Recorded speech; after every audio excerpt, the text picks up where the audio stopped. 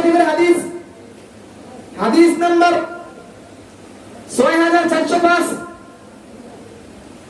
ওই হাদিসের মধ্যে মায়ার নবী বিশ্ব নবী সাল্লাল্লাহু আলাইহি সাল্লাম বলেন, যদি কোনো ব্যক্তি সুবহানাল্লাহি ওয়া বিহামদিহি 100 বার বলতে পারে, প্রত্যেক দিন যদি কোনো ব্যক্তি সুবহানাল্লাহি ওয়া বিহামদিহি 100 বার বলে, আল্লাহ নবী বলেন তার গুনাহগুলো আল্লাহ রাব্বুল আলামিন মিটিয়ে দিবেন, তার গুনাহগুলো আল্লাহ রাব্বুল আলামিন ক্ষমা করে দিবেন, যদিও তার গুনাহগুলো সমুদ্রের ফেনা পরিমাণ হয়। তাহলে জিকিরটা কি? সুবহানাল্লাহি ওয়া বিহামদিহি। সবাই বলুন সুবহানাল্লাহি ওয়া বিহামদিহি, সুবহানাল্লাহি ওয়া বিহামদিহি, সুবহানাল্লাহি ওয়া বিহামদিহি, সুবহানাল্লাহি ওয়া বিহামদিহি, সুবহানাল্লাহি ওয়া বিহামদিহি।